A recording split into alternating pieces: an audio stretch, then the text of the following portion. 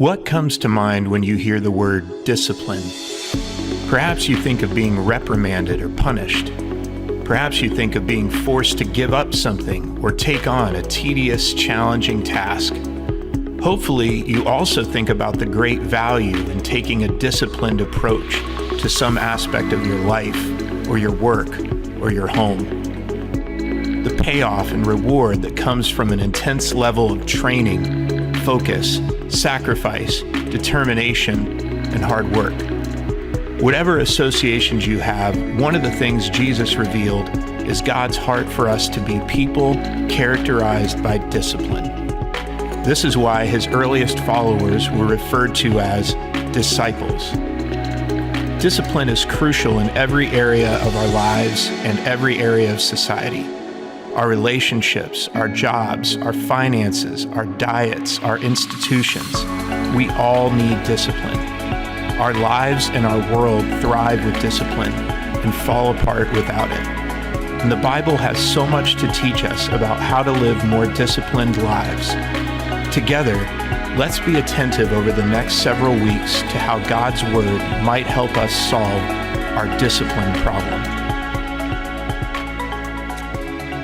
So for 5 weeks, we've been talking about discipline. This is the last one. Now, here's the really good news. We've learned a lot about discipline. We've maybe grown in our attitude related to discipline. Here's the bad news. Next week, you're still going to have a discipline problem. And the week after that, and the week after that. We never actually outgrow this problem. There's some of you who are really old in our congregation. You've been struggling with many of the same things your entire life. We have to be disciplined because as long as my nature is sinful, that's a Christian word for that I tend towards selfishness and laziness or distraction, I'm always going to need to be disciplined back to the things I'm supposed to be about. Here's what we've learned so far in this series, that no one likes discipline at the time. We tend to admire people who are disciplined. We look up to them. They're performers and athletes and leaders. They accomplish great things with discipline. But when we're asked to be disciplined, most of the time our first reaction is, I don't really want to. Can I get away from it? I'm going to resist. I'm going to avoid. Discipline can make anything better, but the lack of discipline can also make it chaotic and terrible. And that Christians of all people should not be afraid of discipline because we believe in a God of grace and a God of power. So it's not up to me to do everything. It's God working through me. So I'm disciplined not to my own ability, but I'm actually disciplined toward God's ability working through me. Proverbs 3 says that God disciplines us out of love. Careful love is how God disciplines us, like a parent disciplines their child. And so when we go to the scriptures, we don't find a God who's mad at us, who's wagging a finger, who's putting us into a really tight box, but instead we find a God who loves us and wants to become the fullest, best, healthiest expression of who we could be. The type of discipline we're about is God working through us. So we've talked about a disciplined mind, disciplined habits, disciplined family. Today we talk about a disciplined church.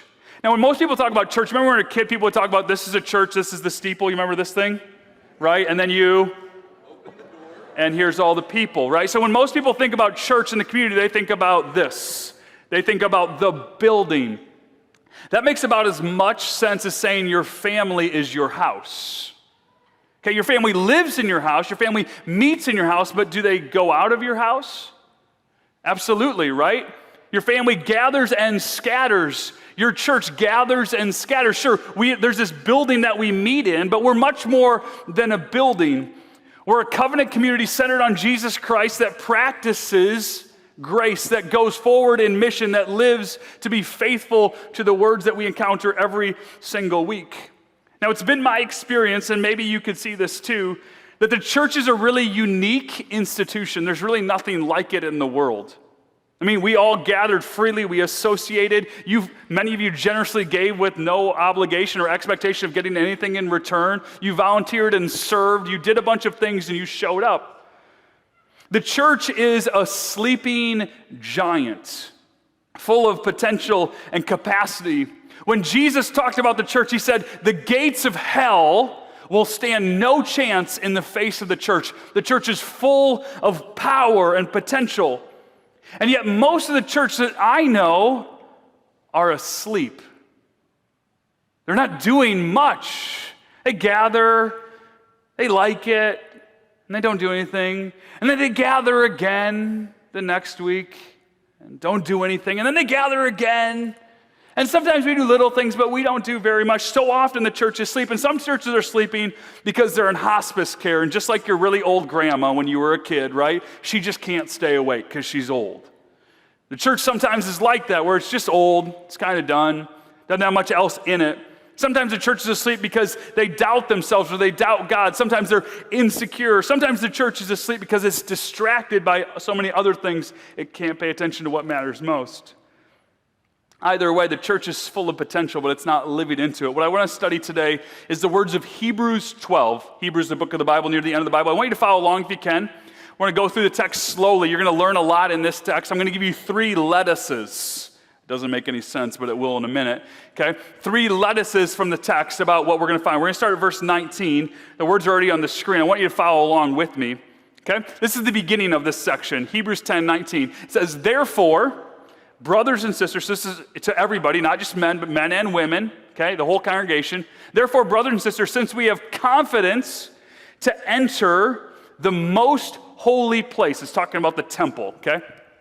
Therefore, since we have confidence to enter the most holy place by the blood of Jesus, by the new and living way opened for us through the curtain that is his body, and since we have a great priest over the house of God, let us. There's 3 lettuces, okay?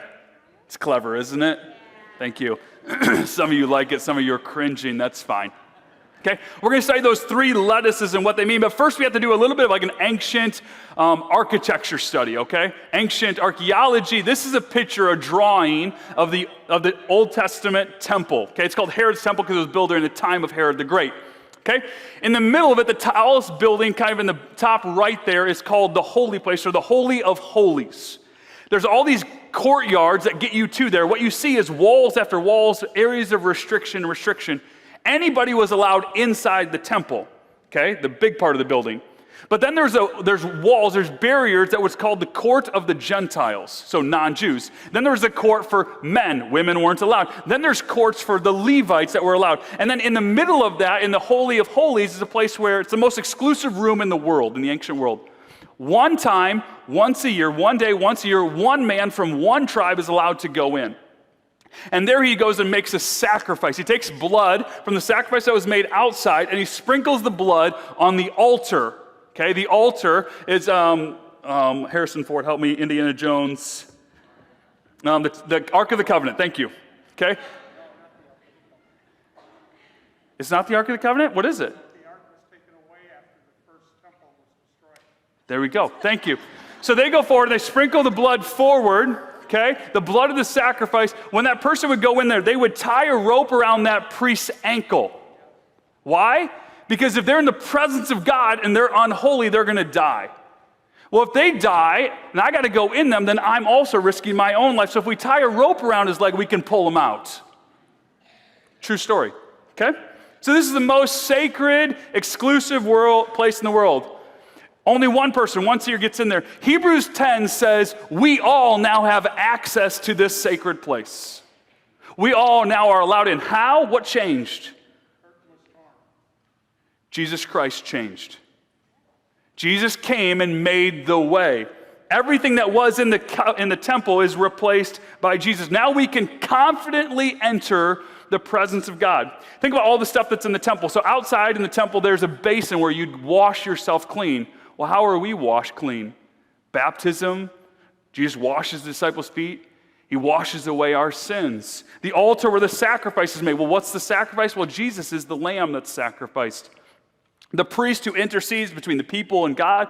Well, Jesus is the high priest. He's the ultimate high priest. The curtain that separates it, now it's torn in two. Hebrews 10 says that Jesus' body is the curtain.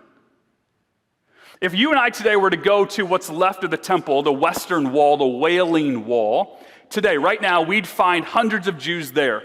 And they'd be saying prayers, and they'd be writing down little prayers and sticking them in the crevices of the rocks, and I've done that, and I've seen the crowd there. Do you know why they're right there?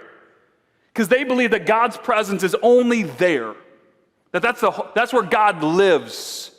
And therefore, that's what they're wailing for, is the temple's gone. They're longing for God's presence to be back among them.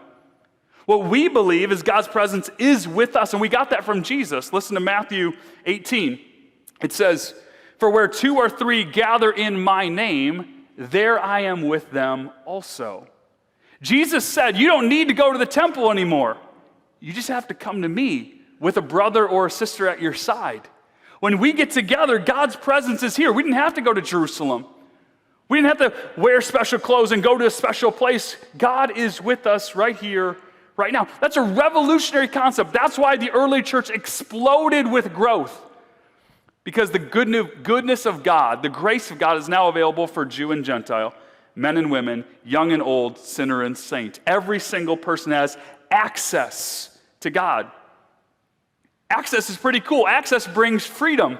So if the early church exploded because of this freedom, why is the modern church stalled, asleep, stuck?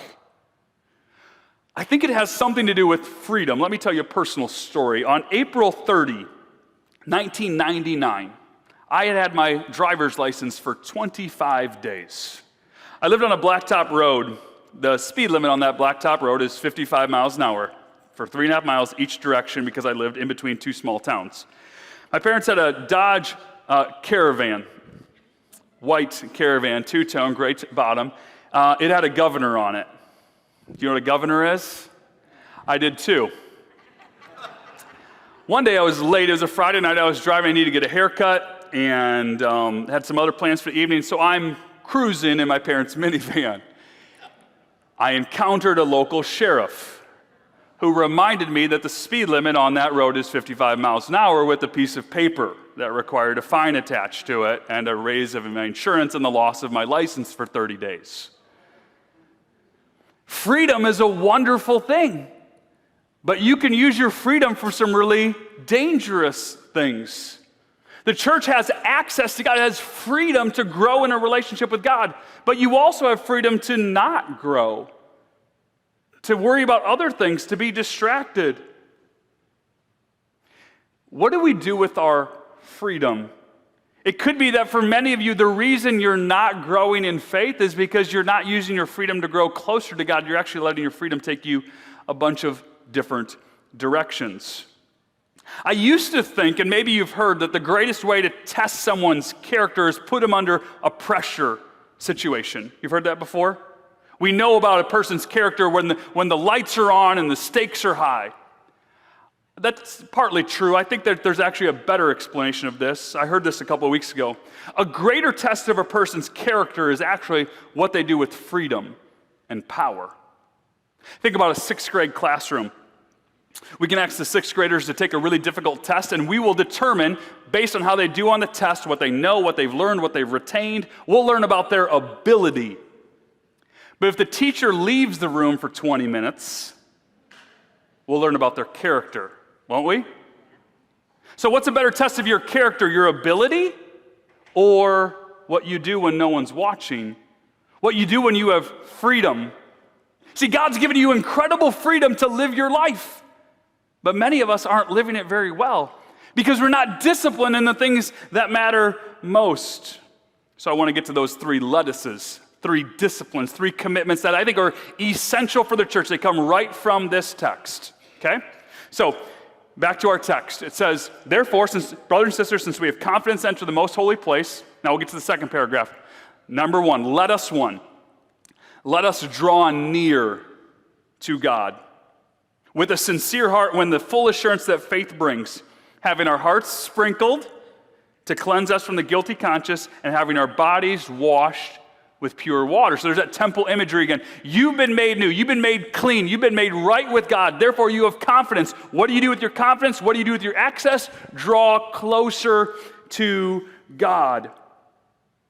Anybody here ever drifted away from God for a season of their life? A lot of us, okay? Some of you aren't going to raise your hand. You're just going to nod, or maybe you're just in your head saying, that's fine. Almost all of us have drifted. That word's intentional, okay? Drifted like a log floating down a stream. It drifts away. The current is taking it somewhere else. Most of the times, if you think back about those seasons, your drifting wasn't intentional. You didn't wake up one day after a long time of discernment and say, you know what, I'm going to stop paying attention to God. I'm going to stop being the person I want to be. No, it happened casually. We got lazy. In the second week of this series, we shared this quote. We said, our casual choices become our commitments. Over time, we lost track of it. We drifted, and we started picking what was easy or comfortable or safe or maybe more entertaining or more immediate in its gratification. You can't casually follow God.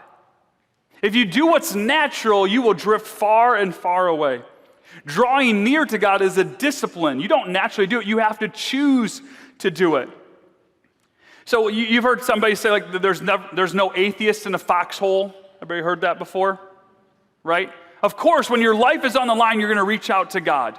And when you're on a mountaintop and seeing the grandeur of the world, you're going to praise God. You're going to worship. You're going to say, wow, there's something special. This is incredible. My life experience is that like maybe 0.1% of my life is in a foxhole or on a mountaintop. There are 99.9% of my life is real life. And so the test of my faith is not what do I do when the pressure's on. The test is when I have power and freedom to do whatever I want. Drawing near to God is a choice. It's a commitment, a discipline that must be practiced again and again. So I want you to be a church consultant for a bit, okay? I don't know if you have a lot of experience in churches, but I want you to put on a consultant's hat. I'm going to tell you about a church, and I want you to predict their future, okay? I'm going to tell you about First Church, okay? First Church has a long and proud history, the first church in town. For 150 years, First Church has been the church where anybody who was anybody went to. They had almost everything they needed. They had money, they had an educated staff, they had a long history, they had a beautiful building, and they had an endowment, millions of dollars that meant that they could do ministry for 150 more years if nobody even showed up. They had everything they needed. And hundreds of people did come occasionally throughout the year, especially for significant religious services. And the people really there loved the traditions, they loved the preacher, but something was missing. It was closeness to God. They thought deep thoughts, they liked inspiring stories, but nobody was actually connecting to God. They thought God was a good idea, they thought the Bible was interesting and sometimes helpful, but they doubted that a person could have a real relationship with God. So what's the future of a church? We'll pose the question on the screen here. What's the future of a church that doesn't have a real relationship with God? What do you think? What's going to come of them, of the whole gathering, the assembly, if there's no real interaction with God? Well, here's my take on it. A church that doesn't worship the living God will soon not be living. It's like a body without a heart. First, they'll lose their love of God, then they'll lose their love of anything that really matters. Rather than drawing near to God, they're just going to go through the motions, check the box when they can, regularly drifting further and further away from God and His Word. People will go to church occasionally out of a sense of duty or obligation, but that will lessen, especially as the generations go on. First Church will be spiritually dead. Do you think that leaders of First Church ever got together and said, okay, starting next week, we're going to stop listening to God? No, right? It just happened casually. It was nothing intentional. They just stopped drawing near to God. If we have to draw near to God, it means we need to be disciplined to it. So that's the first let us. Let us draw near to God. Here's the second let us. Scripture says, let us hold unswervingly. It's the only time in the entire Bible the word unswervingly is used. Let us hold unswervingly to the hope we profess. For he who promised is faithful. The second thing we should do with our freedom, our access to God, is we should hold on to hope. So if you're with your hands, just hold, act like you're holding an imaginary rope. Okay, you're holding on to hope. Hope is what Christians live by. You can't keep the faith if you don't have hope near you. This is what Thomas Long, who's a great preacher, said. He said, God has promised that a day is coming when war will be ended, when justice will flow down like a waterfall, when death and pain will be no more. God has promised that a time is coming when no mother will weep again for her lost children. When all will have a place to live and food to eat, when many will come from east and west, north and south, and the great homecoming at God's extravagant banquet table. It's a picture of heaven. There's a day coming when every pain you walked in here with today will be gone. And I know some of you are in real pain right now. Some of you are in real physical pain. Some of you are in emotional pain, spiritual pain, relational pain. You've lost some things. You're hurting. There's a day coming when that won't be the case anymore. But you don't live in that day. You live today. I believe it's coming, but I live right here, right now. I'm stuck in between. Hope is holding on to the rope that connects us from the present experience, situation, to God's future. What happens if you lose your grip? You lose hope. What happens if you're hopeless? A lot more pain, a lot more hardship. Everything you're going through actually gets worse. As I wrote this, I kept thinking of those pictures when you see the Coast Guard rescuing somebody lost at sea, and they lower the person in the basket and they're on a rope. You've seen this before, right? What would happen if the person, the rescuer, lets go of the rope? Now they're in the water with the person they're trying to save. That's the picture of the church. The church is being lowered by God into the world to help people in crisis. But if we lose the rope, what do we have to offer? We're just among them too. Put on the church consultant hat one more time.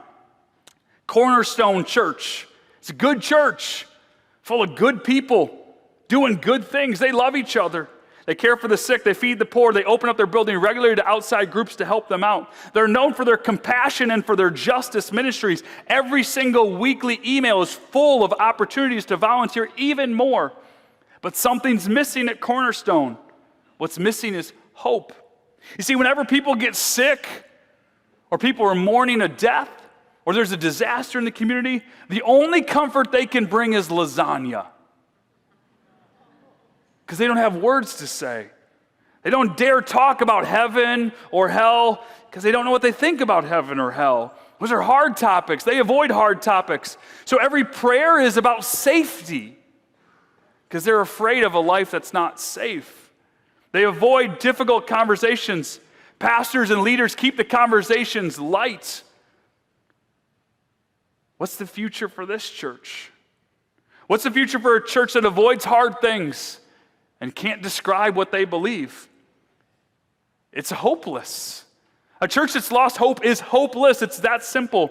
You see, the cornerstone of the church has always been Jesus Christ, the incarnate God who lived, died, and rose again. By his suffering and sacrifice, we have victory over our own suffering and sacrifice. Christians have hope in the midst of sickness and suffering and hardship, not in the absence of it. Our goal isn't to avoid those things. That's impossible. We know that no matter what, God gives us victory over those things now and forever. We hold on to hope in God's future. So what happens for a church like Cornerstone? Well, every person who comes there looking for hope is going to leave there looking somewhere else because the human heart will not give up until it finds it. It's restless. Our vision as a church is to be a church that guides our neighbors to a hope-filled future. If we look to our neighborhoods, we see a bunch of people that don't have hope. Look to our schools and our workplaces, we see a bunch of friends and coworkers and students who don't have hope. It's our job to bring that to them. All right, third lettuce. You like the lettuce thing? It's fun, isn't it? All right, third lettuce. Let us consider. Can we go to the next slide there, Alex? There we go. Let us consider how we might spur one another on toward love and good deeds, not giving up meeting together as some are in the habit of doing, but encouraging one another all the more as we see the day approaching. The third lettuce, the final lettuce, is to let us keep encouraging each other into faithful action. The word there uses spur, like you would spur on a horse to go faster. We're supposed to spur each other on forward to what the church is supposed to be about. Let's spur each other on. Use your talents. Use your gifts. Serve. Step forward. Come with me. Let's do this thing together. I want to show you two things really important about this, and they're popular misconceptions that endanger the church. The first is this. The goal of the church is not to be a support group. Let me say that again. The goal of the church is not just to be a support group. We are supposed to support each other, but it's more than that. Okay? We're not just here to rub each other's backs and say, it's going to be okay, it's going to be okay, it's going to be okay. No, we're supposed to go forward into the world saying, it's going to be okay, let's go. It's going to be okay, let's go forward. That's what's wrong with the church in the Western world. We've made these holy huddles. Today, some of you are going to go through some suffering and watch the Bears game, okay? And the Bears don't do a lot of things right now, okay? But here's one thing they do right. They gather together in a huddle, and then they go out and try to run a play. What's happening in the church right now is we gather for a huddle, and we never break. We never go out. We never play the play. We never play the game. We never do anything. We just keep huddling and huddling and huddling. If that's your vision of a small group, it's the wrong small group. Okay? I'm going to challenge you. A lot of you have been in groups for 20 years with the same people. Okay? I know you're mad at me for saying this, but that's not God's vision for a small group. We're supposed to gather and then scatter. We're supposed to build each other up and spur each other on. The second thing what the text talked about is you can't encourage people if you're not with them. Don't fall into the habit of not coming as some are in the midst of doing. You've got to show up. Don't give up meeting together. It's really undisciplined community if we aren't together. So let me tell you about a third church. Unity Christian Church is impressive. Everybody's heard about Unity Christian Church. They've exploded in growth over the last 10 years. They now have thousands of people who gather every single week for Sunday services. The music is professional. The preaching is top shelf. The building is beautiful. And every service is 60 minutes or less. You always get out on time for brunch. Unlike Christ Community. They have 3 services every Sunday, so you can arrange your schedule around what's convenient for you. Attendees love to go to Unity Christian Church. They regularly bring their family and friends knowing they won't be disappointed. But something's missing at Unity. Real relationships. Real discipleship. You see, the parking lots are full and the large buildings and the big crowds, they make it really easy to hide. Really hard to actually connect to people. And the level of professionalism from the staff is so good that they actually don't need you to do that much. The only thing they really need you to do is keep showing up and giving so they can continue the show. You don't have to grow. They'll take care of it from the stage. So what's the future for a church that doesn't have real relationships or real discipleship? What's the future for that church? The future for that church is random and limited amounts of transformation. That's it. Some people are going to grow occasionally, but there's not going to be anything intentional because you don't have to. Somebody else is going to take care of that for you. You see, being a consumer of Christian content doesn't make you a church any more than watching the weather makes you a meteorologist. If real relationships don't exist, then people don't have the support they need.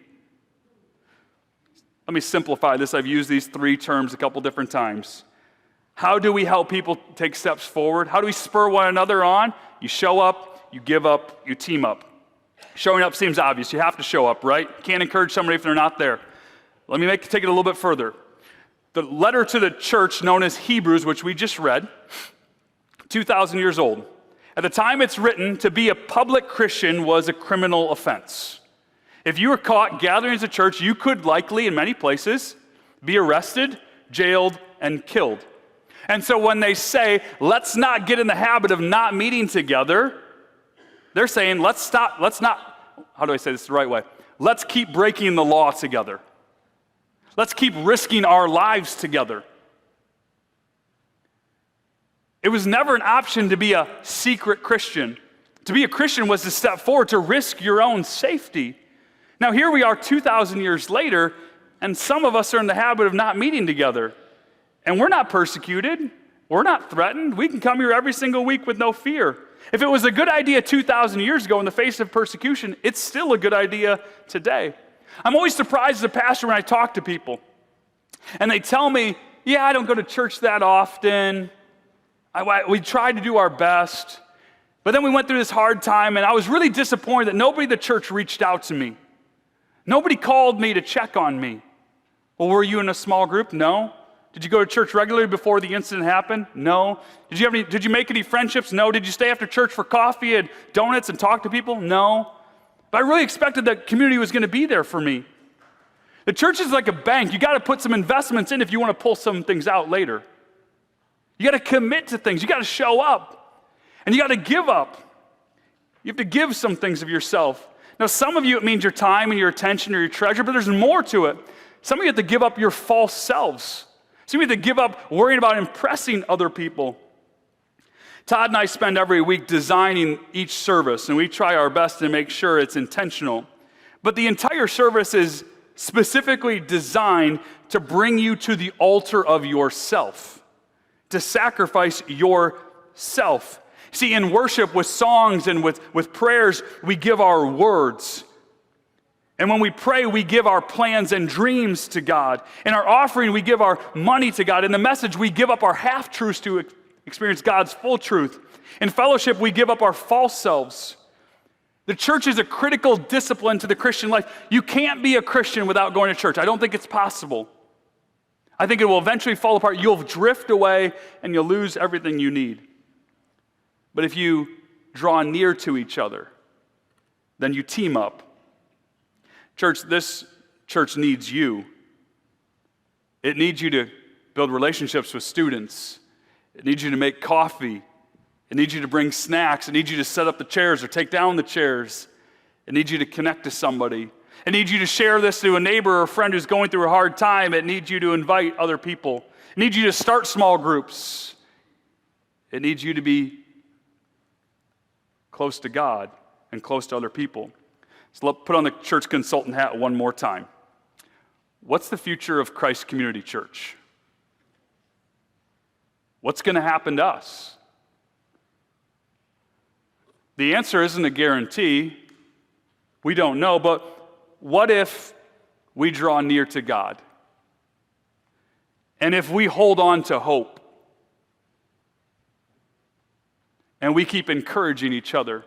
If we commit to the mission and the community? If we don't do those three things, the gates of Hades stand no chance to what God's doing in our midst. Will we be courageous? Will we be faithful? Will we allow ourselves to be changed for the good of others? What I want to show you next is called a teaser. We're about to do something we've never done before, a big step forward. And rather than tell you about it, I'm going to show you a short video that we produced about what's coming next. There are moments in life that define us. Steps of obedience in times of uncertainty can change our lives and the lives of people around us. For 64 years, this church has stepped forward in faith. We've moved together. We've risked together. We've run together. And over the last few years, we've prayed together for God's vision for our future. Now we're at a defining moment in the life of our church. God's asking us to follow Him into our community with the hope of Christ. Our focus isn't on being the best church in our community, it's being the best church for our community.